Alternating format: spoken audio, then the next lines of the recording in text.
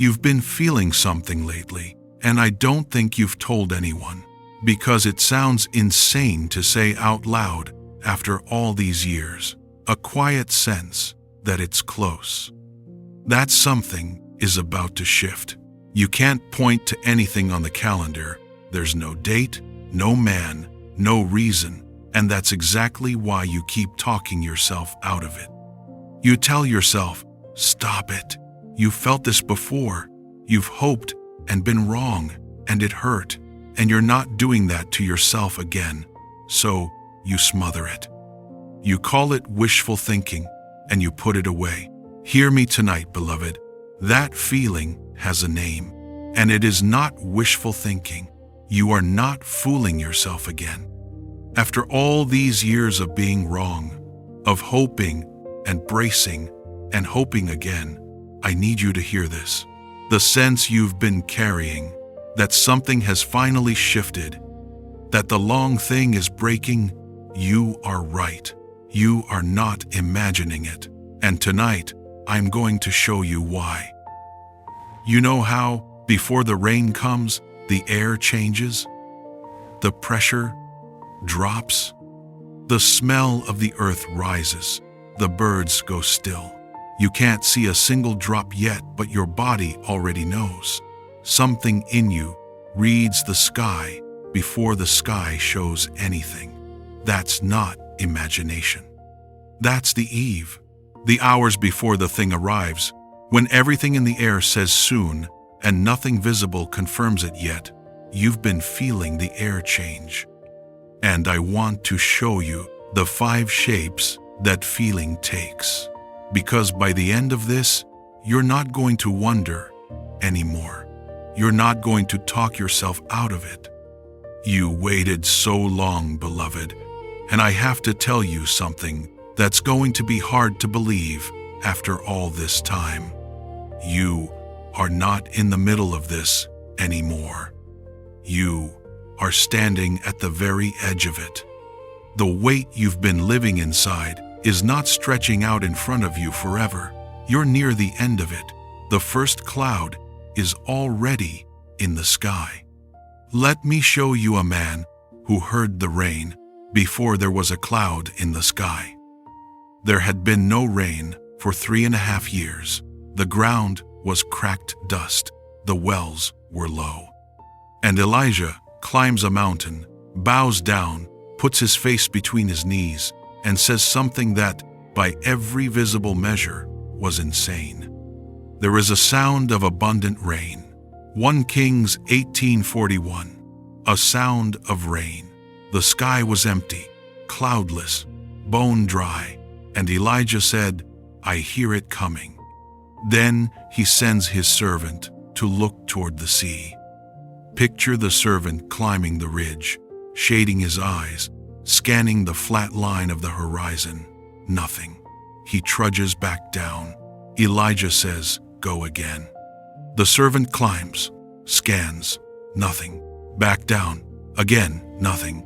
A third time, nothing. Fourth, fifth, sixth time, the servant stands on that ridge and looks out at an empty, merciless sky and has to walk back down and say, there is nothing there. If you had been that servant, by the third empty look, you'd have decided the old man was hearing things. By the 6th, you would have stopped believing rain was possible at all. And then the 7th time, a cloud as small as a man's hand, rising from the sea. That's all. Not a storm front, not a darkened sky. A cloud you could cover with your palm held at arm's length. Almost nothing. And Elijah doesn't say, let's wait and see. He declares, the downpour is coming, and the sky goes black, and the heavens open, and the rain comes down in sheets. 1 Kings 18:44-45. The eve doesn't announce itself with a darkened sky. It announces itself with a sound only the waiting can hear, and a sign small enough to miss. Elijah's whole gift wasn't the rain. anyone gets wet when it pours. His gift was hearing it when the sky was still empty, and that hearing has been growing in you. Here are the 5 shapes it takes. The first sign is that you've stopped being numb.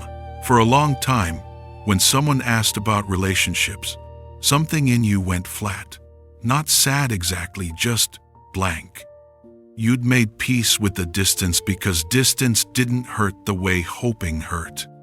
And then lately, without deciding to, the flatness broke.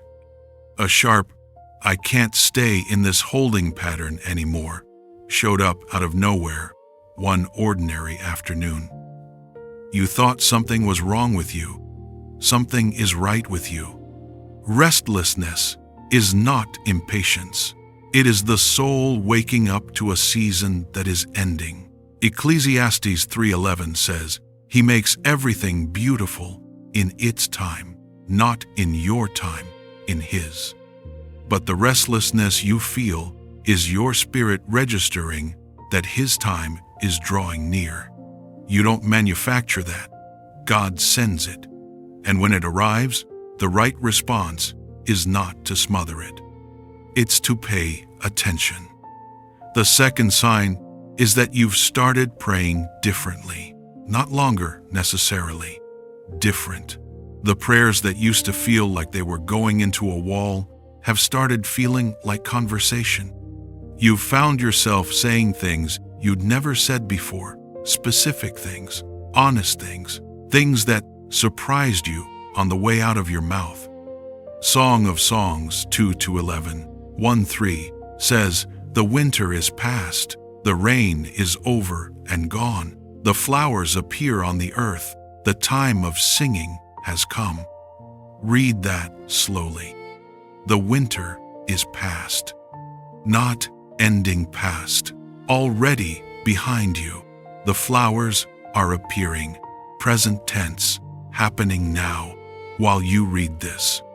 There is a kind of prayer that belongs to winter, careful, guarded, not asking for too much, because disappointment costs too much. And there is a kind of prayer that belongs to spring open, unguarded, no longer protecting itself from the sky. If your prayers have moved from winter to spring without you deciding to move them, pay attention. That is not you. That is the Spirit in you, reading the season before your mind catches up. The third sign is that old wounds have been losing their grip. Something that used to knock you flat for days, a wedding announcement, a couple's photo, a comment from someone who didn't know better, has started landing differently. Not that it doesn't sting, it's that the sting doesn't take you under anymore. You feel it, and you keep going. This is not emotional progress you manufactured in a journal. This is what God does when He is preparing the soil for something He is about to plant. He removes the stones first. He clears the hardened places before the seed goes in. He doesn't hand you a healed heart and then make you wait another decade for the reason. The healing and the coming are often closer together than we think. Jesus said in Luke 21:30 that when the trees sprout, you know summer is near. Healing is a tree sprouting. If you've been noticing that the old wounds are quieter, that is not you getting used to the weight. That is God clearing ground. The fourth sign, and this is the one I want you to sit with, because this is the one that's going to undo you, is that you've caught your own hands preparing. Not because you decided to.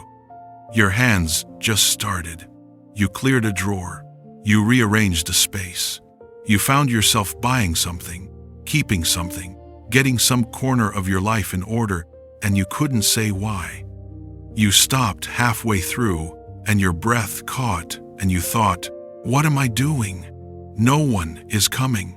There's no one." But your hands kept moving.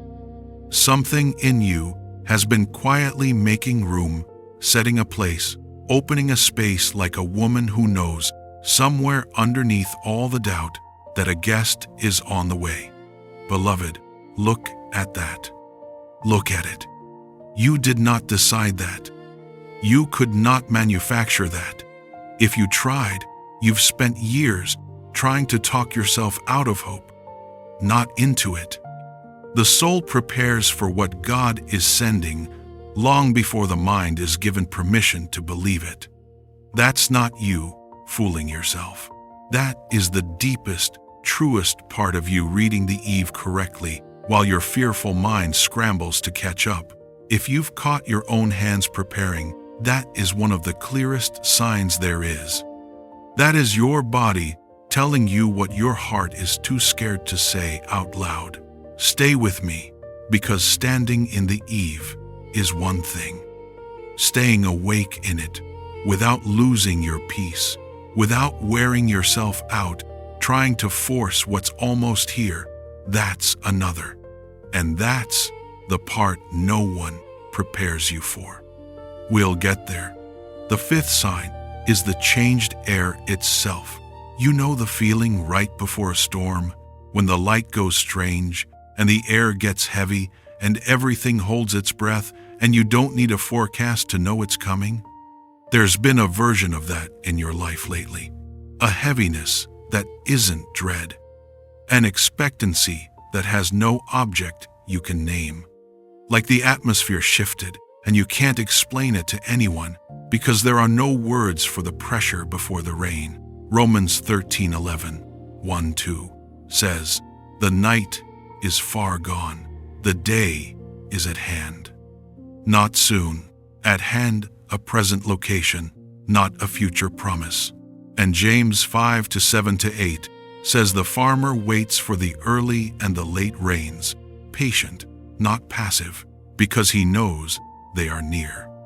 You've been feeling what the farmer feels when he steps outside in the morning and reads something in the air that tells him today is different. That feeling is not wishful thinking. It is your spirit reading the season accurately. Stop scolding yourself for it. Now let me say two hard things because I love you too much to leave them out. The first, I need to make a distinction, and it matters. The feeling of the Eve is real, but it doesn't have a face. It doesn't have a name. It doesn't belong to a specific man who has shown you nothing. The genuine Eve points at a season. Wishful thinking is different. It fixes on one particular person, builds a timeline around him, and starts reading everything he does as confirmation. If the "it's close" feeling you've been carrying is welded to one man who hasn't chosen you, beloved, slow down. That's not the Eve. That's hope that has landed on the wrong target, and it will hurt you. The real thing I'm describing tonight has no address yet. It is a sense of nearness with no name attached. That's how you know it's from God and not from longing. The second hard thing.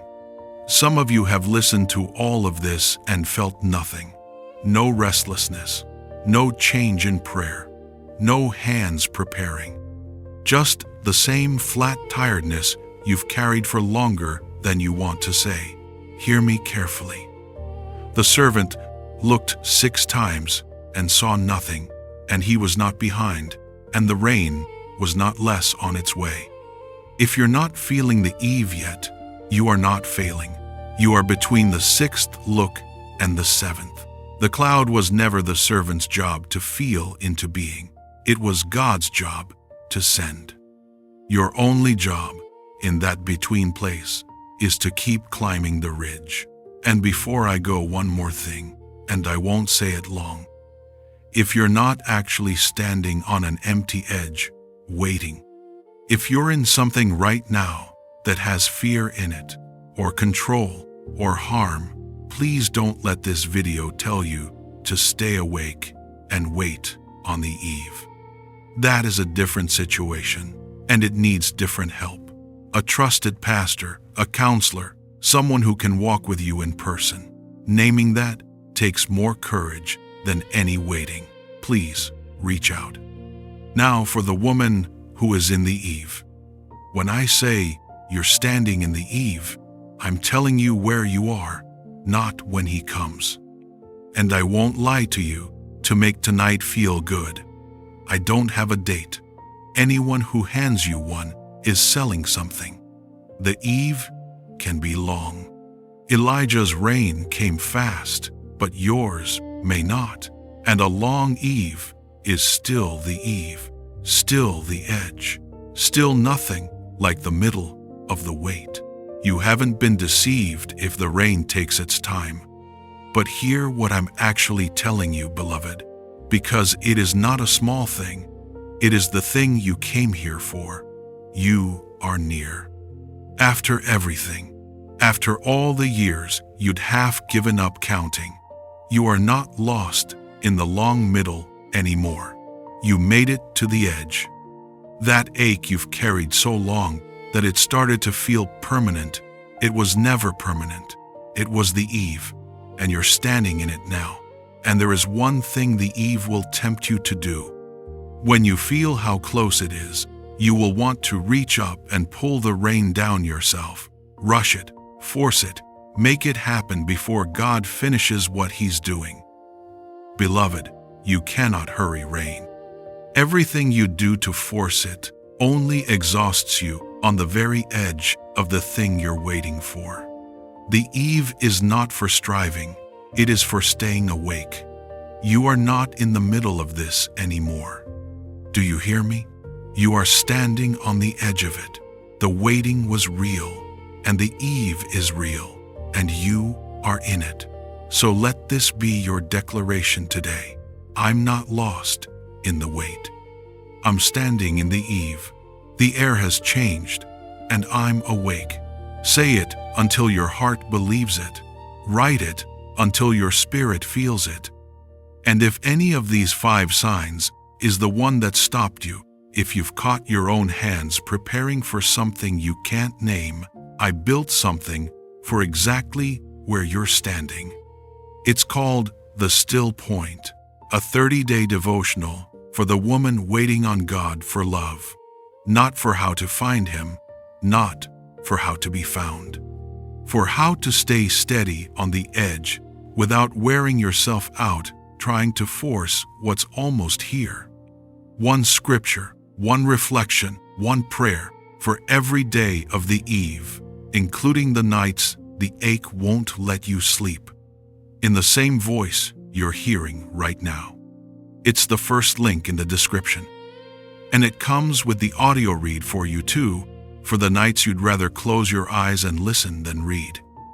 I'll stand in the eve with you. Stay awake, beloved. Don't scold the feeling and don't try to pull the rain down. Just stay awake on the edge, because the air has already changed. You're in the eve. And the eve never lies about the morning. Good night. If this met you tonight, type in the comments, I'm not imagining it. I'm in the eve. And if this message blessed you, remember to like, subscribe, and share so others can be strengthened by the Word of God.